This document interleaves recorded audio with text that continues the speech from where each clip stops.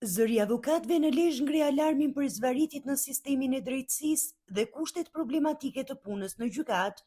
Avokati Islami, pranë zyrës së avokatisë të Lezhë, ka denoncuar publikisht vonesat e theksuara në shqyrtimin e çështjeve gjyqësore, duke i cilësuar si një barë të rëndë për qytetarët dhe profesionistët e ligjit. Në rang republike dihet që dosjet pashqyrtuara numri i tyre është skandaloz.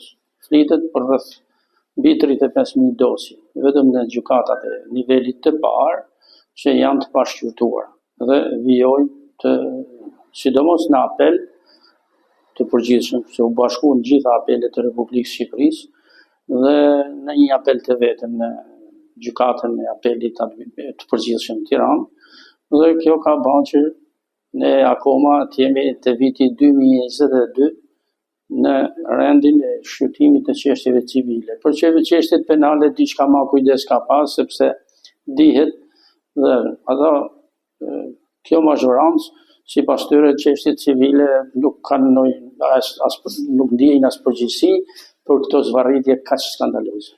Sipas tij, problematikat nuk ndalen vetëm tek vonesat, por shtrihen edhe në infrastrukturën e gjykatës në Lezhë.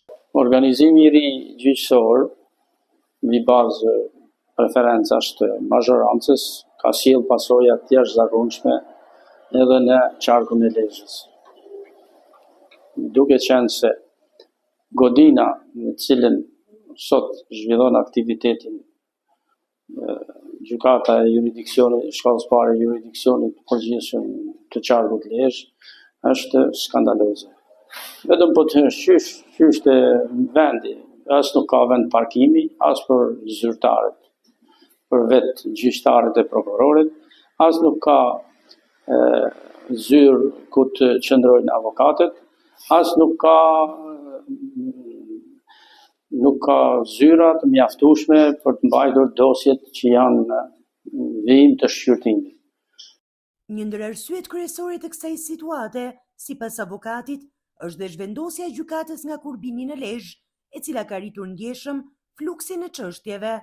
Numri i gjyqtarëve në raport me numrin e përgjithshëm që duhet të ishin në gjykatën e shkallës parë të jurisdiksionit të përgjithshëm Lezhë është sa 1/2. Do të thotë që ata kanë pamundësi për me realizue gjykimet në mënyrë të rregullt sipas kodit procedurës civile si dhe sipas kodit procedurës penale. Edhe ka zvarritje të jashtëzakonshme për të dyja llojet e çështjeve penale dhe civile. Dhe kjo ka sjellë pasoja të rënda për qytetarët. Avokati Ismaili ka drejtuar akuzat nga institucioneve përgjegjëse për këto vendimarrje, duke theksuar se pasojat po i vuajnë qytetarët dhe sistemi i drejtësisë në teren. Avokatët kërkojnë ndërhyrje të menjëhershme për përmirësimin e infrastrukturës dhe rishikimin e organizimit të gjykatave, me qëllim shmangjen e vonesave dhe garantimin e një drejtësie më efikase për qytetarët.